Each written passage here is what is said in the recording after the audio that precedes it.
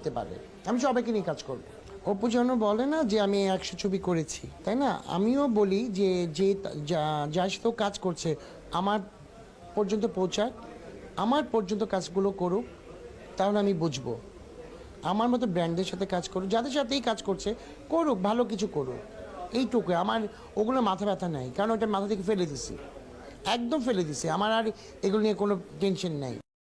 এই যে বেঈমান গৌতম সাহা, আপনার মাথায় ব্যথা আছে কি না নাই সেটা কি অপু বিশ্বাস জানতে চাইছে? হ্যাঁ, আপনি নিজেকে নিজে বড় ব্র্যান্ড মনে করেন না সেলিব্রিটি মনে করেন?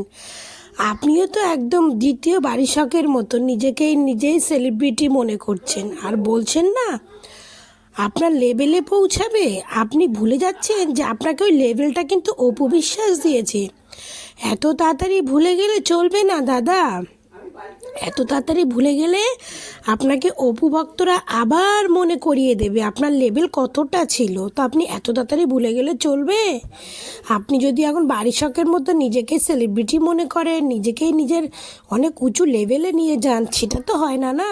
আর অপু বিশ্বাস হয়তো এখন আপনার থেকে একটু ছোট লেভেলের মানুষদের সঙ্গে কাজ করছে, কিন্তু তাদেরকে আপনার থেকে ওপরে ওঠাতে অপু বিশ্বাসের 1 সেকেন্ড টাইম লাগবে না। কারণ অপু বিশ্বাস হচ্ছে একটা ব্র্যান্ড। অপু বিশ্বাস যার মাথায় হাত দেবে সেই একদম পিতল থেকে সোনা হয়ে যাবে। তো হোমো দাদা, আপনি যে বলছেন না যে অপু বিশ্বাস বলে 100 মুভি করেছে, তো হোমো দাদা, আপনি তো অপু বিশ্বাসের সঙ্গে এত বছর ছিলেন, তো আপনি জানেন না অপু বিশ্বাস কটা মুভি করেছে?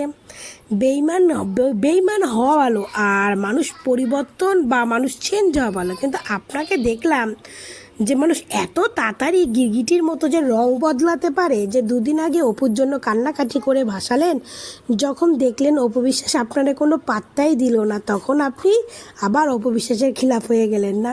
সত্যি আপনি যে এত তাড়াতাড়ি গিরগিটির মতো রং পাল্টাতে পারেন আর নিজেদের বড় বড় সেলিব্রিটি মনে করছেন, ভাইরাল মনে করছেন, এই ভাইরাল তো অপু বিশ্বাসের জন্য হয়েছেন। এগুলো কি ভুলে যাচ্ছেন? ভুলবেন না। এগুলো ভুলে গেলে না আপনাকে অপু বিশ্বাসের ভক্তরা আবার মনে করিয়ে দেবে। আর বুবলিকে নিয়ে এত নাচানাচি করছেন না, দেখেছেন? বুবলিকে নিয়ে বুবলির ভক্তরাও খুব নাচানাচি করতো, সবসময় বলতো অপু বিশ্বাস ফিতাকাটা নায়িকা, আর বুবলির হাতে কত সিনেমা। দেখেন, বুবলির হাতে এখন কোনো সিনেমা নেই, তাই এখন বুবলি ম্যাডামও অপু বিশ্বাসের রাস্তা ধরেছে।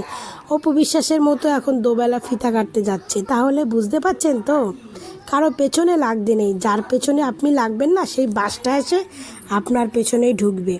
কারণ আপনি তো এখন বুবলিকে দিয়ে অনেক ডলার কামাচ্ছেন না, সেই ডলারে আপনি চেয়ার, বেঞ্চ, টেবিল সব কিনছেন, তাই না? এতদিন তো আপনি অপুকে দিয়ে একটা ডলার কামাতে পারেননি। তো আপনিই বুঝতে পারছেন ভালো যে কাকে দিয়ে ডলার কামানো যায় আর কাকে দিয়ে ডলার কামানো যায় না।